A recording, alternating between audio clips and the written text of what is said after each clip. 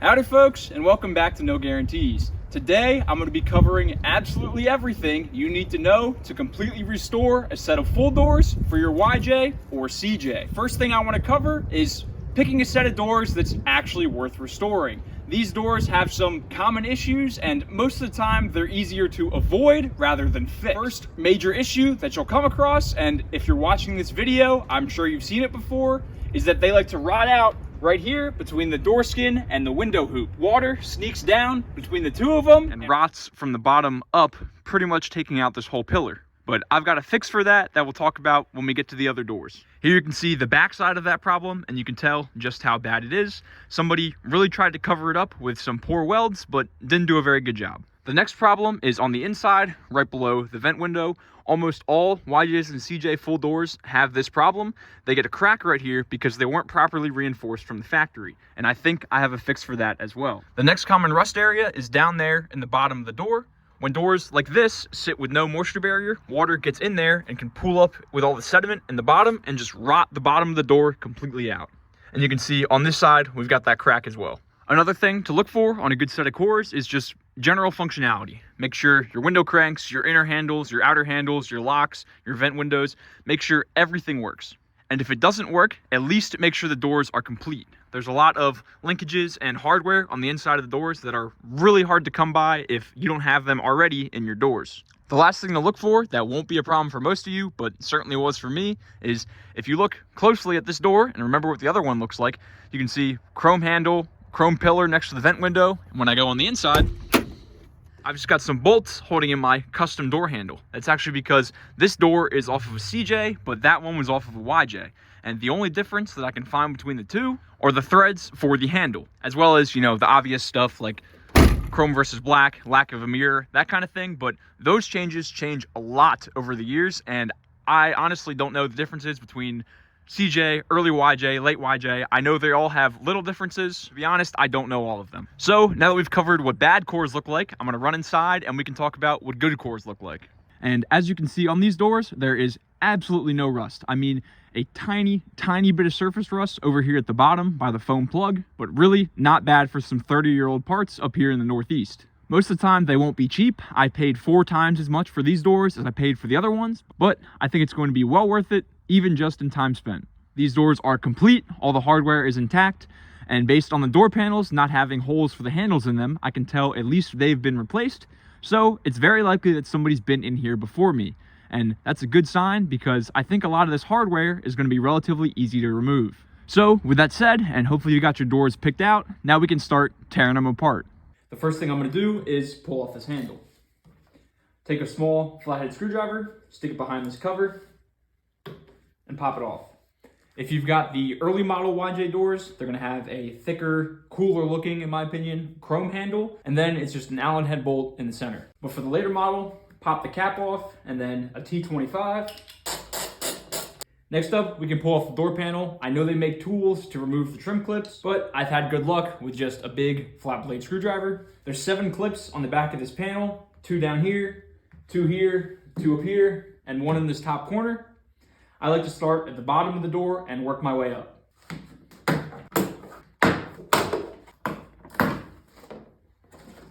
Now we can go ahead and pull off the latch cover and the upper trim panel. Somebody's already started it for me.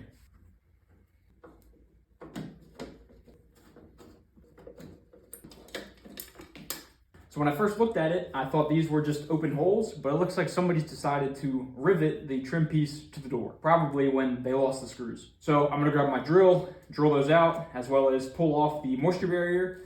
And then somebody has really messed up one of the screws that holds the Footman loop to the door. So I'm gonna go ahead and take my angle grinder and just cut it off. We can fish out a little piece of metal later, and then I'll just riv nut it back on at the end.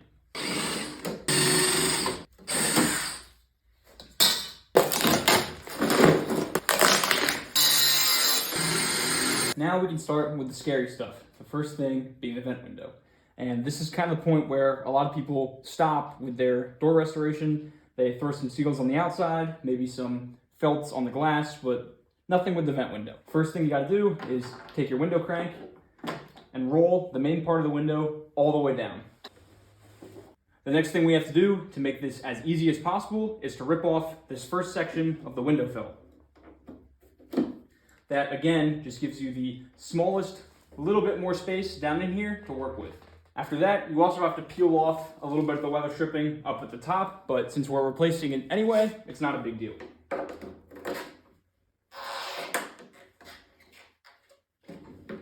Just something like that is all you need. After that, there's either 3 or 4, depending on the year of your doors, screws that hold the vent window frame into the door frame. 1 down here, sometimes 1 in the middle, and 2 up top. After that, there's this bigger screw down here that holds the vent window down into the door. Depending on the year of your doors, this area might look a little different, but it's the one bigger screw that's in line with the window crank. So now, that's everything that we need to take out to pull out the vent window. So I like to start by taking a flathead screwdriver and sticking it in between the weather stripping and the door in this top corner to move the top this way.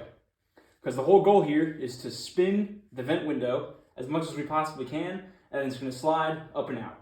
Now, I'm just going to warn you guys ahead of time that doing this typically takes a lot of wiggling, but it will come out.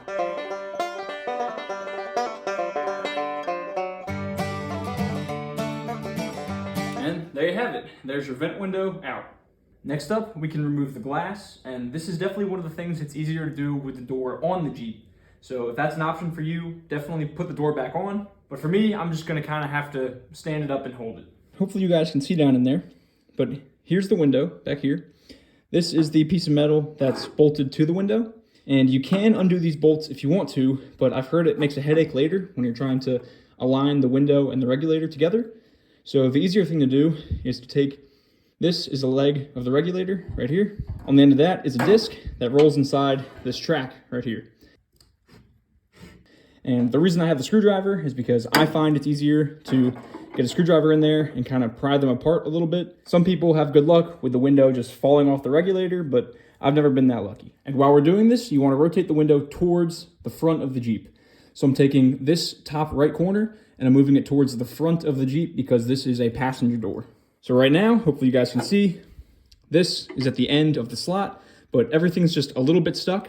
So I'm gonna take my screwdriver and put it on the back side of this track and just gently, very gently, pry the regulator out of the track. There we go. So hopefully you guys can see that, but the regulator and the disc on the end just popped out of this track in the window, and now I can lift everything up through the top.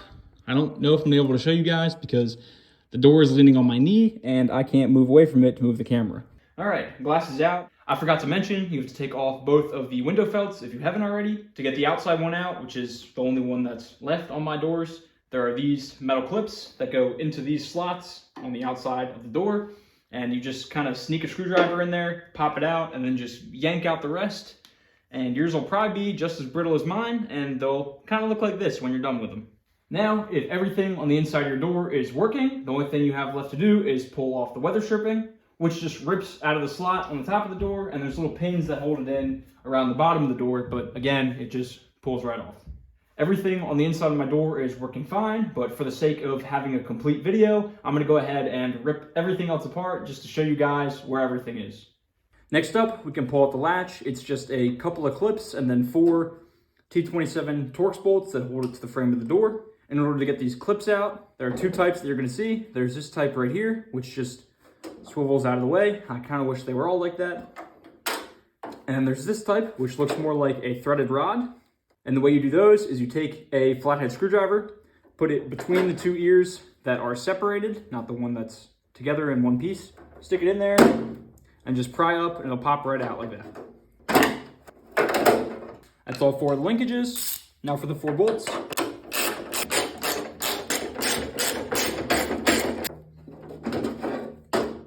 And you can see just how dirty and gross this latch is. Whatever oil they use from the factory is really good at attracting dirt. And now that it's, 30 years old, it also does a great job at making your latches kind of hard to use. So I'm gonna soak everything down in some diesel to try to clean it up a little bit. And then I'll come back through and grease everything up with either some white lithium grease or some silicone spray at the end of it to make sure everything is moving in here just fine. Next up, we've got the inner door handle. It's just 1 bolt and it's a T20. And then the linkages and everything for this handle can just snake out through the bottom.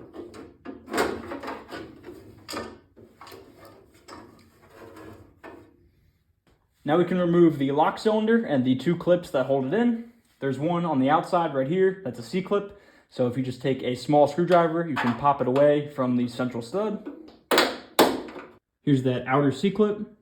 And then you can pry off this larger clip, which holds the lock to the door. I know that was probably hard to see down in the corner like that, but here is the lock cylinder. It just drops out through the bottom. And then this clip just rides right there, smushes the door between itself and this little rubber gasket down in there. Now we can pull the regulator out, which is these 4 Phillips head screws right here. And the way we get it out is by using this big hole that Jeep left us in the door.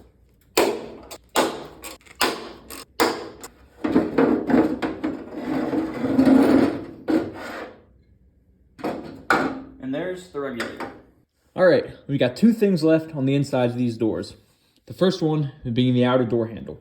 The first thing we're gonna have to do is remove this clip. It just goes right here on the end of this rod. Take a screwdriver, put it on the end of the clip, push it forward. That pops it up enough where you can reach in there and pull it out. Easy as that. Here is the driver's side handle, just to kind of help with my explanation. You can see on the inside of the passenger door, right next to the handle, is this saw looking thing right here. It looks like this. And the way these outer handles are held into the door is, here's the outer handle. On the side of it is this spring clip right here.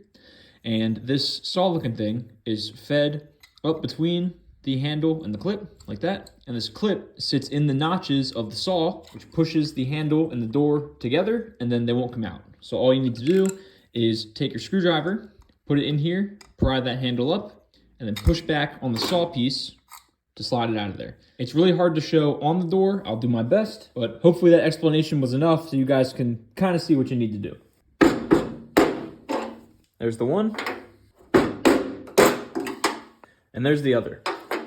And now the handle will just drop out through the bottom of the door. It might take some encouraging, but that's normal. There's the handle out of the door. The last little piece is right here. This is the bottom of it anyway. There's a rubber nub that's about this long that sits in the bottom of the door, and all that does is give your window a stopping point, so it comes down and hits that rubber. It won't go any lower. You don't have to pull this off, and most people would probably just paint over it, but you can see I've got a little bit of surface rust right there on the side, so I'm gonna pop this out just so I can clean this up a little bit better.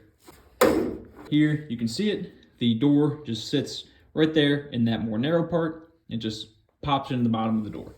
One last thing I forgot about, and it won't apply to everybody. If your doors were already on your Jeep, this won't apply to you. But if you've got a new set of doors that you're using, like I do, you're likely gonna have to adjust your hinges. And I would prefer to have the paint underneath the hinge surface rather than just covering it.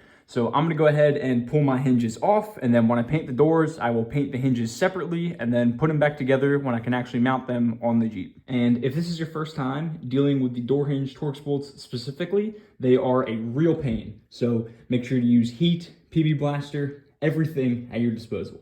For these ones in particular, these doors don't look too bad. So I'm gonna make the mistake I always do of trying with just a ratchet and then partially stripping one, and then making the job harder for myself in the future.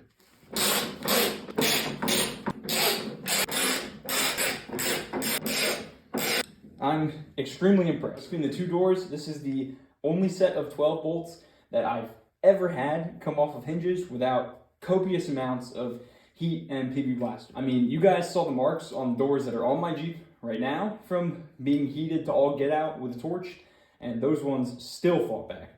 That's got to be a first for me. I can actually feel, and you guys can probably see, the moisture that's behind this hinge. So that kind of sums up exactly why I want to make sure I paint everything in here. And there we have it, a completely disassembled door skin. I promise it's not all that bad as long as you take your time, stay organized, and only remove one piece at a time. You can see I do still have the mirrors on there. As far as I know, there's no way to remove them, at least not without breaking them. So we'll just have to tape around them when we go to paint. But before we paint, we've got some structural issues to resolve that I talked about earlier. We're gonna prevent the infamous window frame rust, as well as make sure this crack below the vent window never comes back.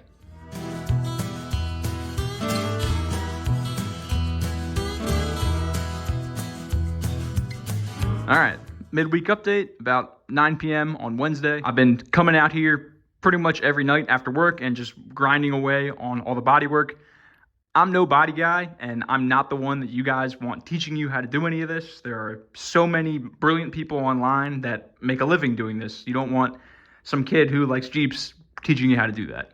On the passenger side door, it was all pretty clean. There were a couple dents that I had to take care of, and then I had to rebuild this lip in the back, which I think is going to turn out really well, but I won't really know until I get primer and paint over everything. Continuing that theme on the driver's side, I had to rebuild this lip pretty good up in this area, and then again out the back as well. The door had a bunch of small dents in it, and then one bigger one right here. And I've also had to rebuild along this edge as well, just to bring everything forward a little bit. You can see my arrows there, and right there. I've got 2 small imperfections, and then one where I just need to build the Bondo up a little bit higher. And I've got this red dent right there that I have to take care of as well. And I know me saying build up the Bondo a little bit higher might scare some of you guys, but I promise, real thin coats.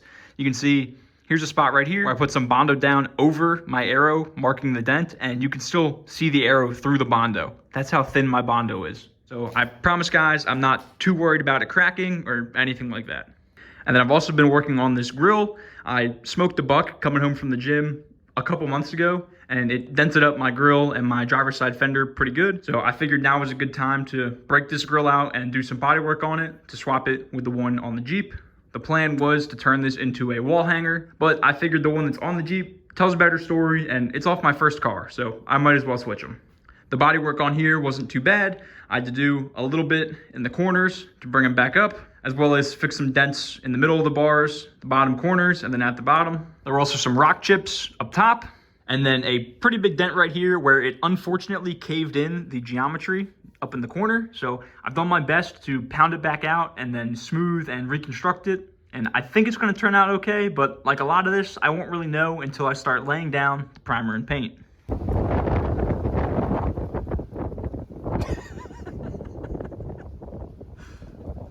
Now we can start attacking those problem areas, and I'm going to start with the window frame rust. We're actually going to be taking some inspiration from the TJs. If you look very closely at a TJ door, you can tell that the door is welded to the window frame, and we're going to do exactly the same thing. So you can see I've got my welder and die grinder out. I'm going to take my welder and do my best to bridge this gap between the door and the window frame, and then take my die grinder to come back and smooth everything out and make it look as factory as possible. On the other door, I got a little bit carried away coming out the window frame, and I'm gonna do my best on this one to keep it nice and tight to the door and put a harder slope on that angle that we're creating in here. Here's my first pass. I'm not gonna weld on camera just because I don't know if it'll hurt anything. I've just got a flux core MIG, and obviously I'm still learning how to do it, but I think it's gonna be plenty strong, and it's not porous, so it's gonna keep all the water from getting in there, which is really our main goal. I'm gonna come back and run a second pass just in front of the first one to try to make this a little bit more gradual, and then I'll get in here with the die grinder and try to clean it up. Here it is after the second round of welding, and after I attacked it with the die grinder. You can see it turned out pretty good. I think this one's definitely better than the other one, so I think I'm gonna redo the other one. On this one, I made an effort to actually continue this lip down as far as I could until it hit the door, and I think that made a big difference in how this is gonna look. And then I've got some pinholes and stuff that I have to touch up as well, but that's just how things go, at least while I'm welding. Here is the final product, and honestly, I'm pleasantly surprised. I think it turned out good. The line carries well into the rest of the door, and it almost looks like it could have come this way from the factory. All right, now we can talk about handling the cracking issue, and I think it's pretty straightforward. So keep in mind what have you got here for the door. You've got your upper window, your vent window, your bottom door skin, and these 2 holes that mount the limit strap. And here's my little model, right? So we've got the same 2 holes, same upper window, same vent window, and the bottom door skin. Now, what I think happens is after, 30 years of people throwing this door open, it does 2 things. Number 1, it starts to rip these holes out down here, which we're already gonna have to fix on this door. And number 2, it causes that cracking issue. What I think happens is as people keep throwing this door open over and over again, the vent window gives enough rigidity on this section, but doesn't provide any after that.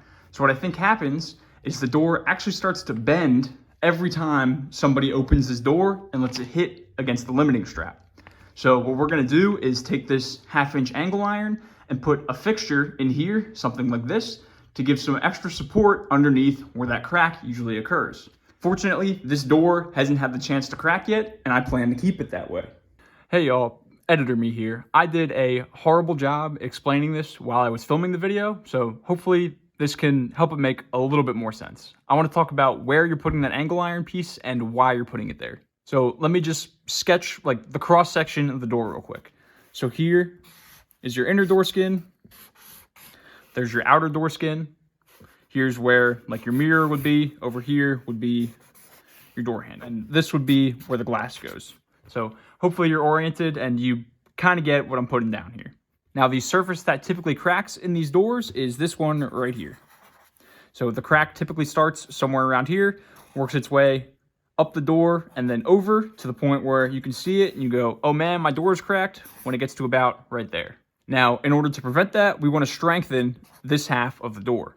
So we're going to take some 1/2-inch angle iron and put it up inside this half of the door.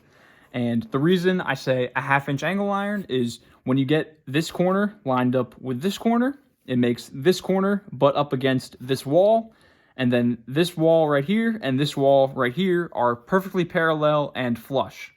So when you take your drill bit, drill something along this angle onto the inside of the door, it gives you a perfect hole to spot weld the angle iron to the inner door skin.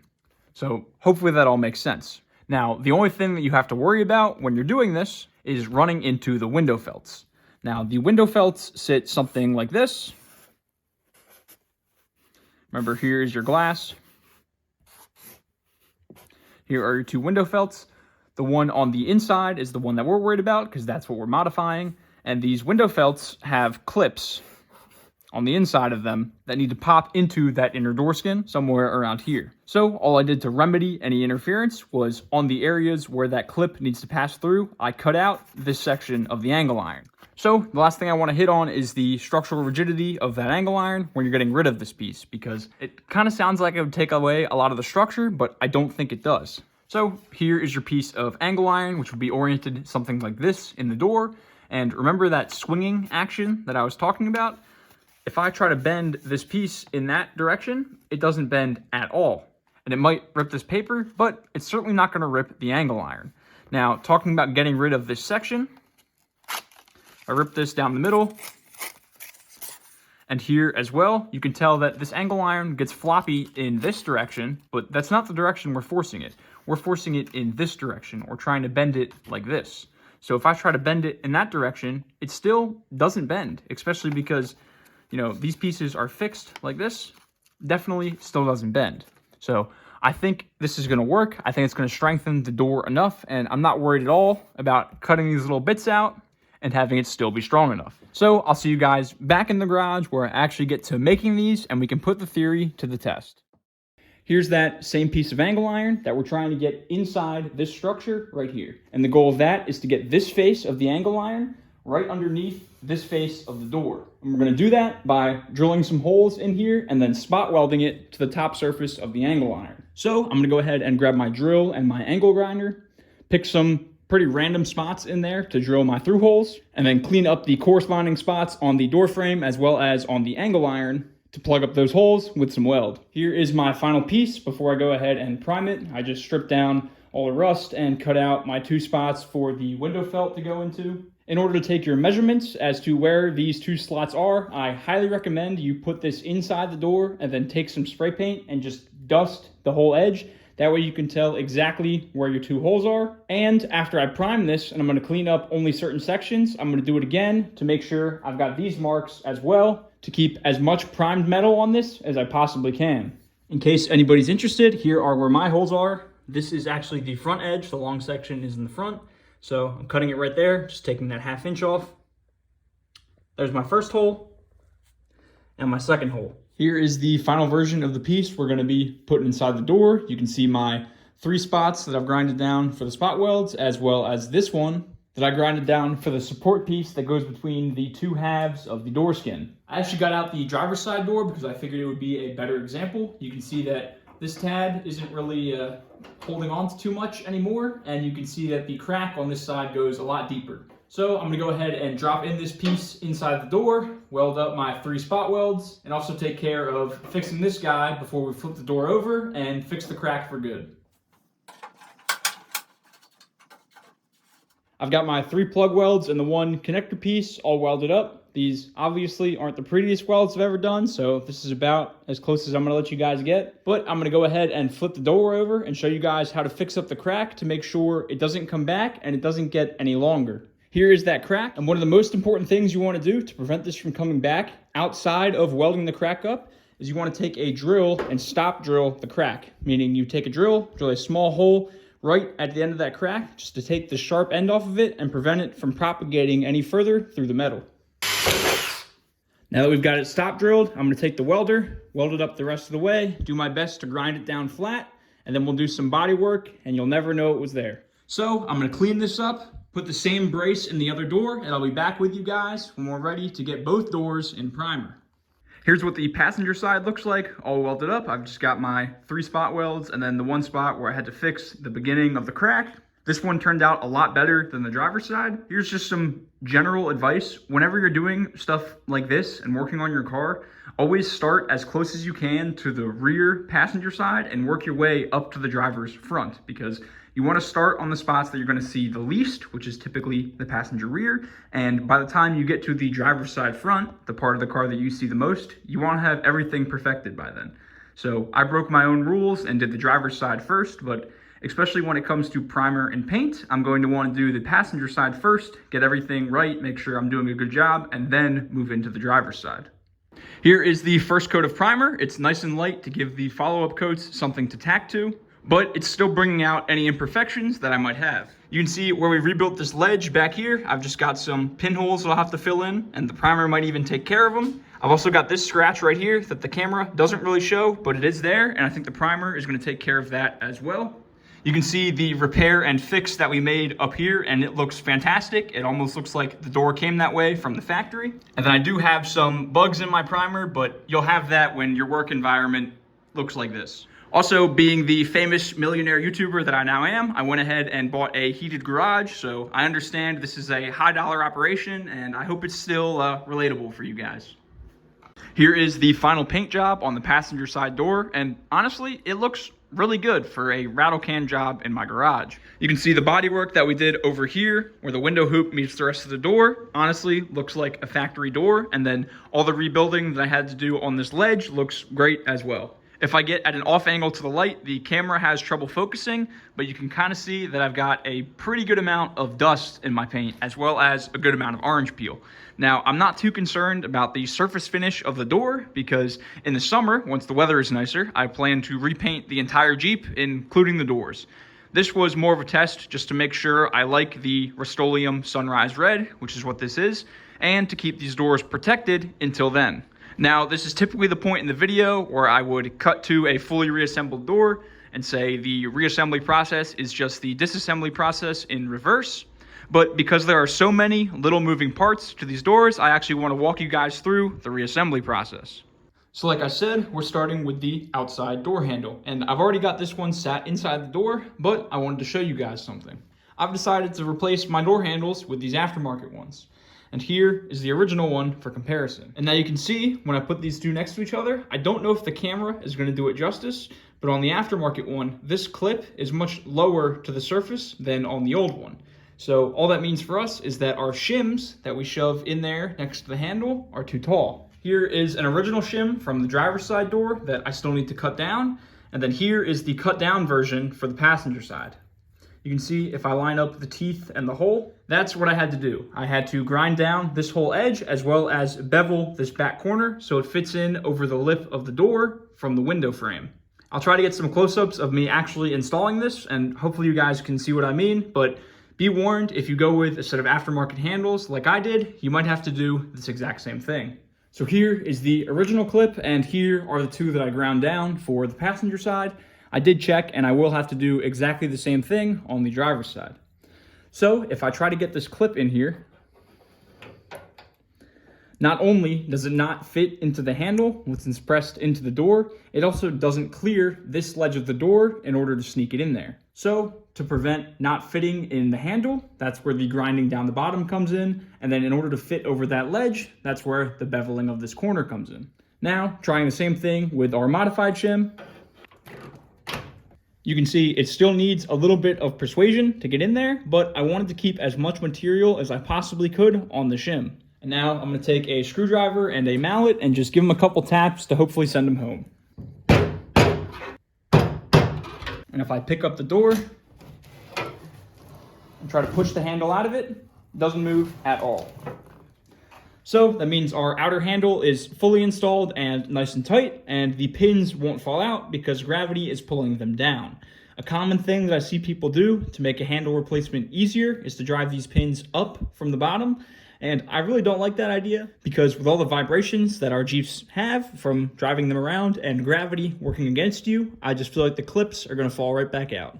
We do have one last piece to hook up on these handles, and that is the rod that goes to this peg right here.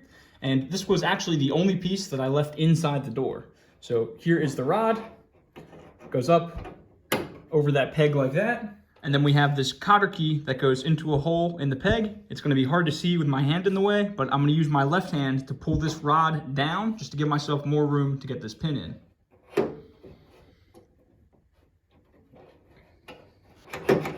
Moving on, we can take care of the lock cylinder. If you guys remember, there are 4 pieces to it.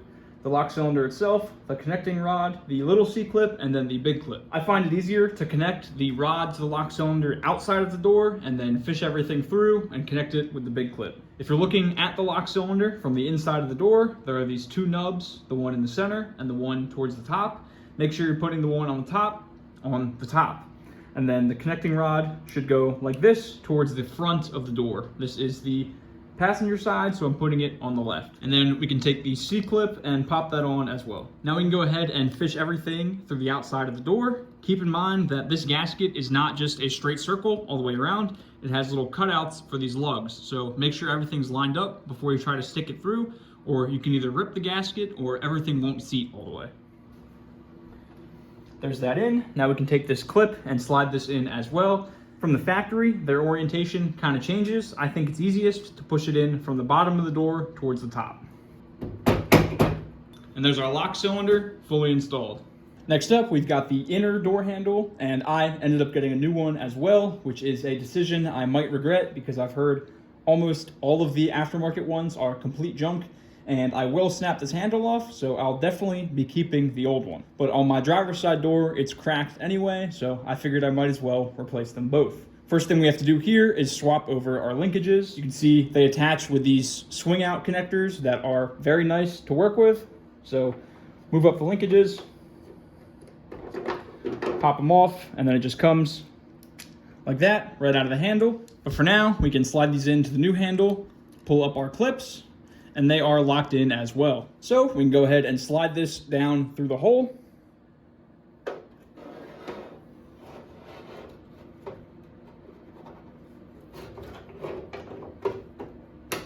And drop in the one T20 bolt that holds it in place.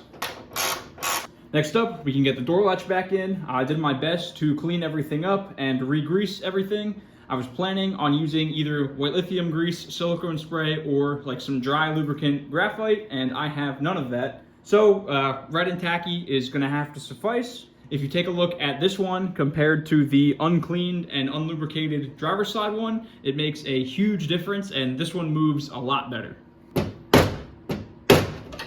So we can start off by bolting it down.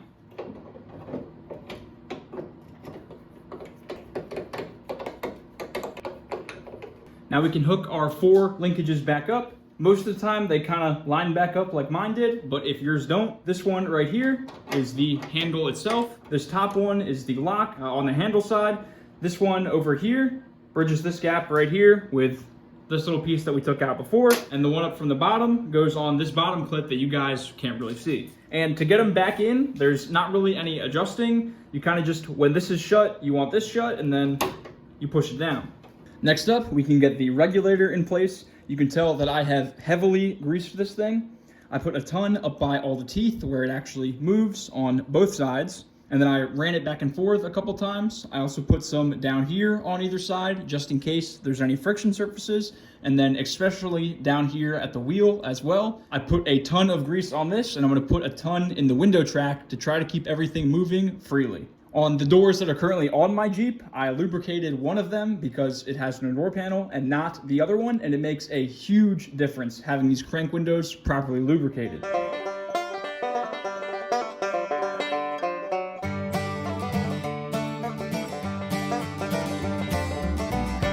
Oh, and the reason I've got this weight here is just because my workbench is pretty small and I would hate to have the door tip over that direction, so I just wanted to give it something to balance off of. Next up, we can work on getting the window in. And in order to do that, the first thing we need to do is get in this piece of weather stripping. It starts here and ends up all the way down here at the bottom of the door. Now, I'm just gonna say it plainly. This weather stripping is nearly impossible to get in dry. I sprayed this down a couple times to give it the best shot to slide in here, and now I'm gonna try and slide it down. The biggest tip I can give you guys is don't try to stick too much of the weather stripping in and then slide it. Just stick the minimal amount possible so you can have as much slidage as you possibly can. Spray the silicone as you go as well, just to make sure this thing is as lubricated as possible.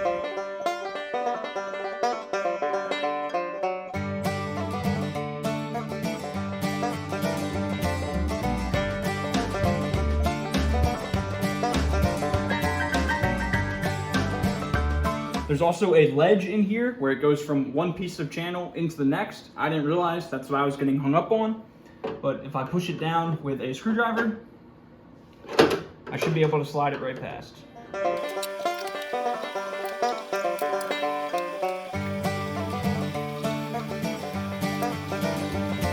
And there we go. There is the upper piece of weather stripping in.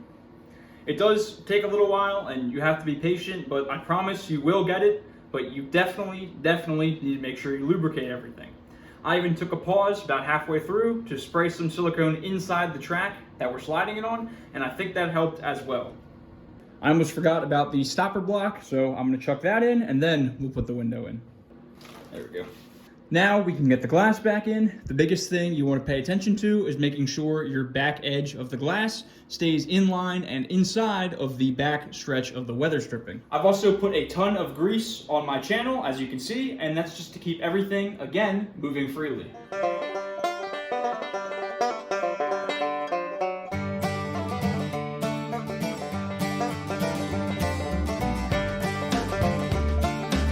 Now we're going to go ahead and put the vent window back in. In order to do this, you have to make sure the glass is all the way down, and then we can do our best to sneak the vent window back into place. I was really hoping that the complete seal kit that I bought would have a new seal for the vent window, but I couldn't find that anywhere.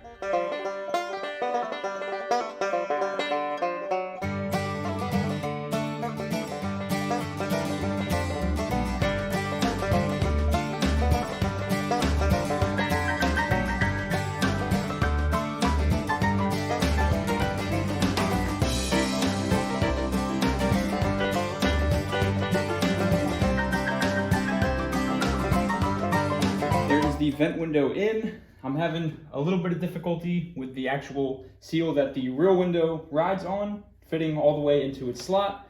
I might have to trim the top of it, but at least for now, everything is working and should be 100% sealed. Next up, we have our window felts, both inner and outer. Now, in order to do this, you want to drop the window all the way down in the door. And in order to do that, you're going to have to pull out your window stop that we installed previously. Before we get to installing them, the first thing I want to hit on is which window felt is which. So in my hands right here, I have the two that go to this door. Now, they're not labeled at all in the packaging, but it's pretty easy to figure out. For your outer window felt, and that's the one with this notch in the end and a lot more rubber than your inner one, you want to have this notch towards the front of the door like this. This notch is what goes around the vent window, and then this flat portion right here is what sits on top of the door. In order to figure out which inner window felt you need, all I did was I took the outer one, and then I took the inner one and lined up the clips on the two of them because the clips are symmetrical on either half, and now you know which one is your inner and outer. Now we can talk about installing these, and it's a little tricky, but once you get the technique down, it's really not that bad. you can see these clips right here. And the way this works is you want to get this clip inside this hole, which sounds obvious, but it's much easier said than done. The way that I've found to do this, especially with this outer window felt, is to pinch the rubber pieces of the felt back like this so I can see the clip easily when I slide it into the door. And you heard that click? That was me getting that rear one in, and now I can work my way forward. While you're working your way forward, make sure that your window felt is sitting underneath the vent window where it needs to end up. And there is our outer window felt fully installed. Don't be afraid to give some gentle tugs on it and make sure everything is fully seated. And I'd also recommend that you crank the window up and down just to make sure everything looks like it's flowing smoothly. And in this case, it is. Now we can get on the inner felt using the same method, except this time there's nothing to pull back. You just have to eye it up and slide it in. Next up, we've got the big piece of weather stripping that goes around the outside of the door. Don't be surprised if your kit comes with a couple extra of the pins that go into the bottom edge of the door. I believe that's just to account for differences in the years. So depending on the year of your CJ or YJ, you might have to insert or remove a couple of these pins. The way I like to start installing this is by lining up the point with the point in the door, and the rest kind of falls into place. After I've got that corner lined up, I actually go over to the bottom and start buckling in all the pins. So here is actually an example of where one of these extra pins goes. All you do is line up the next closest pin, find the nearest hole, which in my case is right here. Pull the pin in and to one side. That one side snaps in, pull it back towards the middle, and now you've got it in place. So to install these, it's very simple. All you do is push it into the door. And I'm gonna go around the whole bottom edge of the door and make sure I get all of them. Now that I've got the bottom edge all the way in, we can work on the window hoop. Now, the way this installs is with two lips. There's a lip right here along this bottom edge, and there's also a lip that you have to tuck into this part of the door. On the weather stripping itself, it matches up with those two lips. There's this lip right here that goes into this slot in the door, and this lip out here that goes into this outside slot. So to do the upper loop, I like to kind of line up where the corner goes, get in that inside gasket, and then take my thumb and run it along to get in the outside one. And then I'm going to go ahead and do that all the way around. You'll notice that I've got some floppage over here where they probably should put in another clip.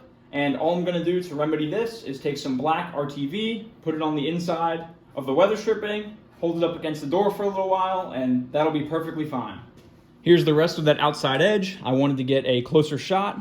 So here is that inner lip that goes right inside that channel. And I like to start by pushing that in place like this, and then you can take your thumb and tuck this outer lip inside like that. And a lot of times when you do this big weather stripping piece, you end up with some extra material at one of the corners. You just have to run around the outside of the door again, mainly this upper window frame, and just try to distribute that as evenly as possible.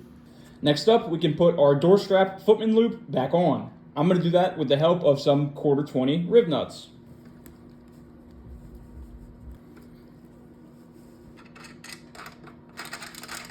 And there you have it. I wanted to make sure this would fit before I went ahead and painted it. So while we're working on the inner door panels, I'm going to go ahead and let this dry.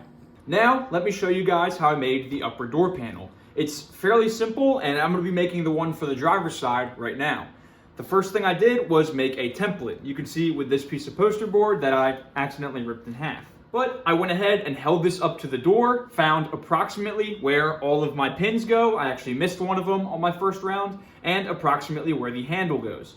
And then I would intentionally oversize these holes. Like you can see, obviously the peg that goes through the door is much smaller than this hole, but then I would come back with a marker and mark exactly where the centers of them are. I did the same thing with the handle. You can see I was initially off by about 1 inch, and I moved everything over.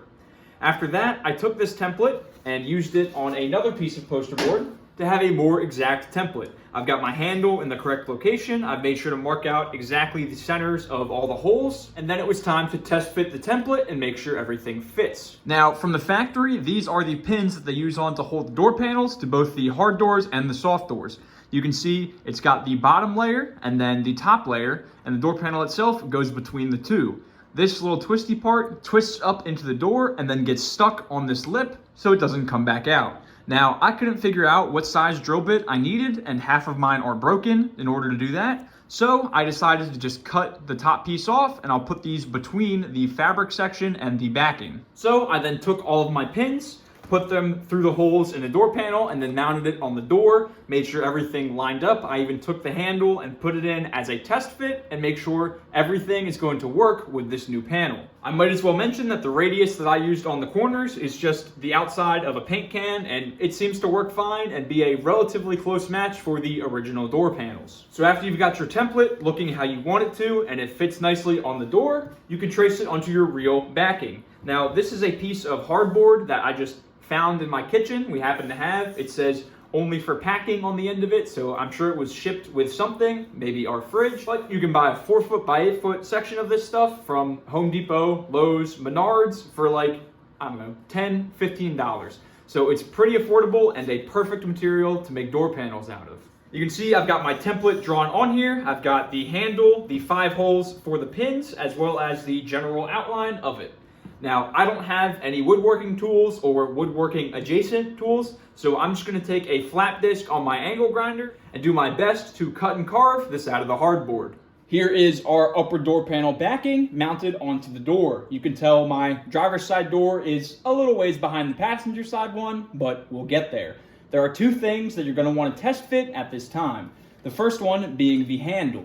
You can tell I got a little bit overzealous right here when I was cutting out the hole for the handle, but fortunately the handle has plenty of backing and covers all of that right up. The next thing you're going to want to test fit is the chrome trim piece that holds on the lower door panel. If you cut your upper door panel too long, it'll run into it and it won't be able to sit flat against the door and screw into all of its holes. So once you're sure everything will fit and it's not going to interfere with anything, now we can get to making this look better. Back onto my workbench, or lack thereof. The next thing we're going to need to do is attach some sort of padding onto the door panel to make it a little more comfortable on your arm and have it match the lower one a little bit better. For my padding, I'm just using this piece of carpet. This is some leftovers from the last video where I got that big roll of cheap, thin automotive carpet from AutoZone for $10, $12. As far as the dimensions of your foam piece, I just cut it so that it slightly overhangs pretty much all the edges, and then once it's glued on, we're gonna go ahead and trim it up. So, flipping this over, we can take our spray adhesive and spray it on the backing of this as well as this, let it tack up for a minute or 2, and then flip it over and really press it on. You can see I've got these 2x4s underneath the backing, and that's just to let these pins hang through without running into my workbench. Don't forget to put these pins in because this is your last chance.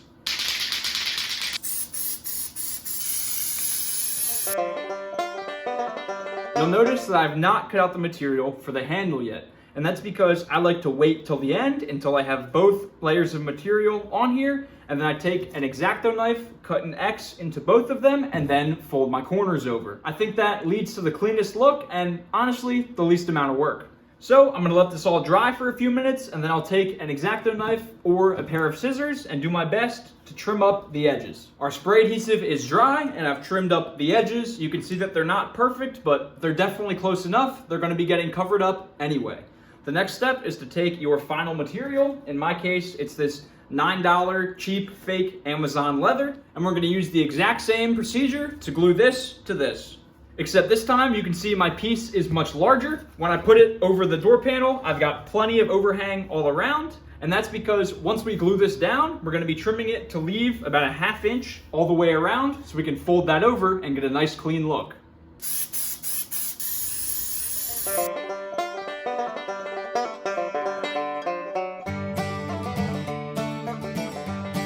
Now that it's dry, I'm gonna trim up the edges. I typically prefer to do this with scissors, but an X-Acto knife will work as well. Like I said before, you wanna leave about a 1/2 inch all the way around, including a rounded 1/2 inch on your corners.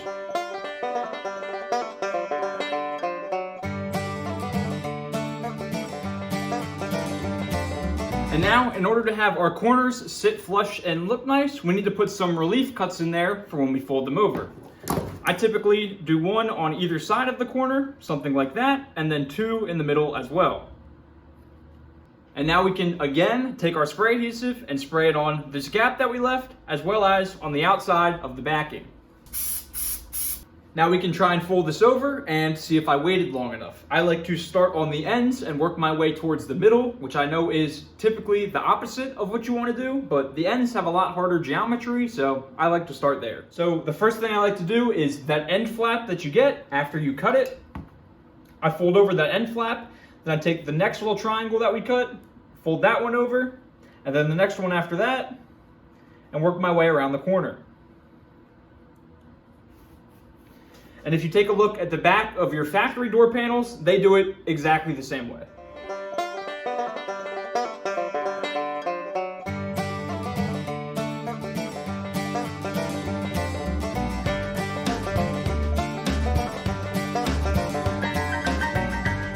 And now we are almost done. As you can see, it looks pretty good, but we're missing the hole for the handle. We again have to use some spray adhesive, and we're spraying it on the backs of our triangles as well as the surrounding area.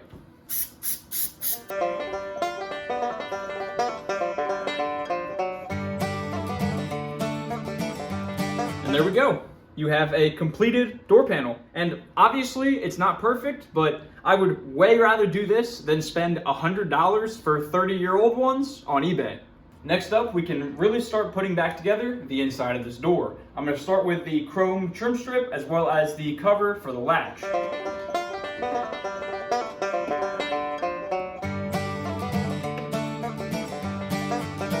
Next up, we can put the door panel on. This is the same one that came off the door, which was in, okay shape. So I went ahead and took that same spray adhesive that I used on the upper door panel and sprayed it all around the edges and folded them back over to try to make it a little bit more presentable. And then I also rattle canned it, which might turn out to be a mistake, but I'm not too worried about it. These door panels are relatively cheap online, and this was kind of just a test for me because I have no clue if this is gonna work or not. Next up, we can put on the window crank. It's just a T20 Torx bit. And put the cap back on. Now, something I should have mentioned before I put this door panel on is make sure everything works. Now, you probably checked every piece one at a time as you put them in, but make sure they work all together. It's a very common issue for people to get their linkages for the lock and door handle caught on the window regulator. And you'll run into an issue where your window might drop down a couple inches like that, but it won't go any further. So if that happens to you, go ahead and check all your linkages and make sure they're not running into it. They should be going above the regulator in this orientation, meaning closer to the door panel and the upper skin of the door. Next up, we've got the pull strap. This one is left over from when I had the green Jeep. I ended up finding some originals and putting it on that one. And finally, on the inside, the Footman loop for the door strap. All right, we are down to the last couple things, the first of which being the mirror. You can see that I've finally got mine removed, and it is fairly simple. This is the driver's side mirror, just so I can show this off. On the mirror itself, there are these 4 cutouts, 1, 2, 3, 4. They go into 4 cutouts on this panel right here, 1, 2, 3, and 4. The way you get this off is once it's clicked into place, you take a very small screwdriver, stick it in here in the top, pry it away, so it'll end up like this, and then you can just pull it right out. You can see I managed to crack mine up. This is some extremely brittle and thin 30-year-old plastic, so be extremely careful when you go ahead and remove your mirrors. But after you remove this cover, there are just 2 screws that go into these holes here and here. Now we can go ahead and throw on the hinges. I did paint both sides of the hinges as well as the entire door, just because, like I said, we want to keep a minimal chance of rust underneath these hinges. And when you're putting these hinges on, you want to make sure you leave a little bit of wiggle room because you will have to adjust the door hinges and the striker once you get them back on the Jeep. Now we can talk about adjusting the doors, and the first thing you're going to want to do is loosen everything up. Since our hinge bolts are already loose, we also have to loosen our striker, which is just a T50 Torx. Now, you don't want to loosen it up all the way so that it kind of just flops around in there. You want to loosen it up just a little bit so it stays where you put it. something like that. Once you've got that done, you can shut the door with your loosened striker and your loosened hinges. Now we can get to actually adjusting the door, which is the fun part. You can tell just by looking at mine, I've got a couple issues going on. The first one being that this top corner is too far separated from the windshield frame. And that's because this bottom corner needs to come up. You can also tell that by looking at the line of the tub and the line of the door itself. The way we fix that is on the striker side by moving the striker up in the door. You also notice that I have a gap back here between the door and the tub that I can shove my finger in. I'm gonna back it up just a sec. So when you shut the striker, there are two clicks. There's one click, which is where I'm at right now, and the door kind of wobbles, but it's shut. I can't pull on it and open it. And then there is a second click when you push the door harder that actually clicks it and locks it all the way in. So now you can see that the door and the tub are relatively flush and my door is set all the way in. You want to make sure when you're adjusting that you're adjusting everything off of that second click and not the first one. If you use the first one, your door will be open a little bit, it'll wobble around some, and you'll get some air coming in around your brand new weather stripping.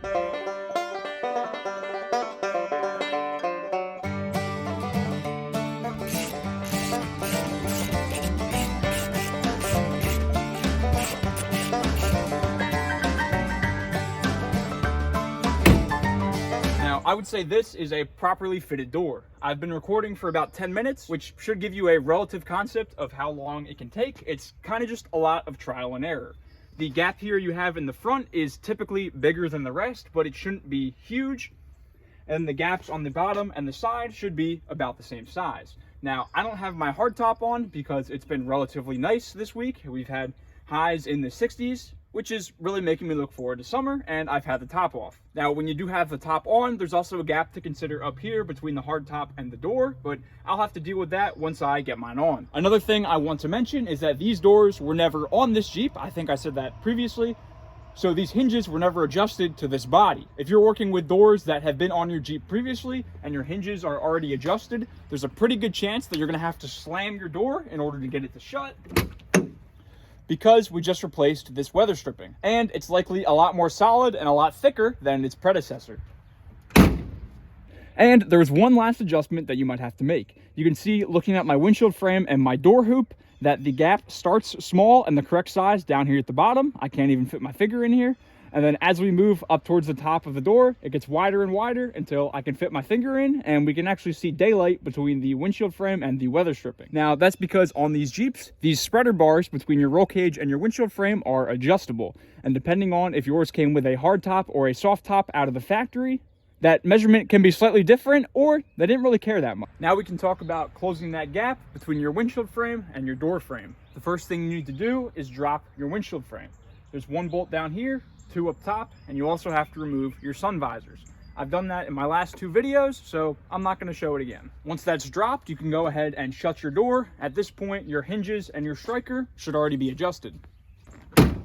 Next up, you can loosen up your spreader bar, which is this bolt right here. It is a T50 security Torx, which is this one in my right hand. You can see it's got that hole in the center for the pin in the center of the bolt, as opposed to a normal T50 Torx right here. Some people will just take a punch and a hammer and knock that pin out of the inside of the bolt and use a regular Torx bit, but I've got the tool, so I might as well use it. The next thing you want to do is take an angle finder and put it on the window hoop of the door while it's closed. The reason you want the door to be closed and on the Jeep is because if your driveway or wherever you're working is slightly tilted, or if your Jeep isn't level, that's going to mess up this angle, so you can't measure it on the ground. You need to measure both of these angles on the Jeep. So I've already measured mine. It comes out to 67 degrees. Now we can open up the door and get it out of our way. I'm gonna go ahead and put these spreader bars all the way in the rearmost position and then bolt the windshield frame back on, and we're gonna use that as our starting point. Now you wanna take your angle finder and put it on the windshield frame, and you should be under whatever degree measurement you had previously because you're all the way back and tightened. So, hey Enzo. So, hello, boy. Hi. Yes, I know. Alrighty. Mine, for example, is at 65 degrees, and we need to get to 67, 67 and a half in order to match the door. And the way we're going to do that is by taking our same T50 security Torx and loosening up the bolt on the spreader bar. We're gonna loosen it a little bit. The gasket underneath the windshield frame is gonna act as a spring, pulling the windshield frame away. So loosen it up a little bit, let it spring forward, tighten it back down, check your angle. And we're gonna go back and forth, doing that over and over again until it matches exactly.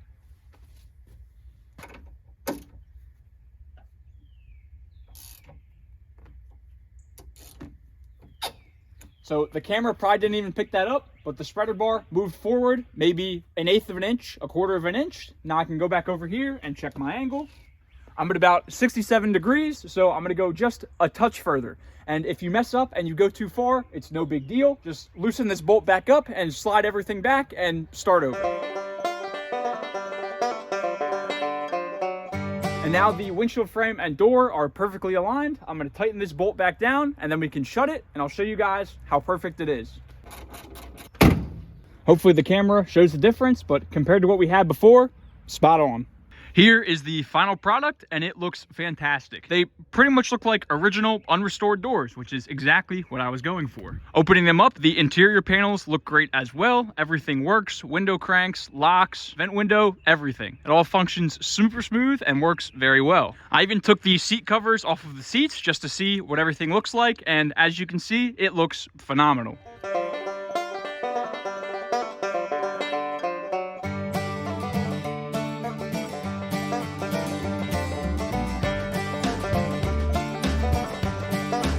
Just like that, I'm finally done working on these. It's been the better part of a month that I've been working on them, and it feels really good to be done, and I'm super happy with the final product. As far as future plans, I'm getting pretty close to being wrapped up with this Jeep. Upcoming videos that you guys are gonna see, I need to rebuild my steering column, and I'll be swapping it for a tilt one as well. I want to rebuild, reseal, and put a headliner in my hardtop. I've obviously got body and paint work to do on the whole thing, and then I've got an air conditioning kit and a cam 6-liter to really send it all home. So thank you all so much for watching, and I'll see you next time on No Guarantees.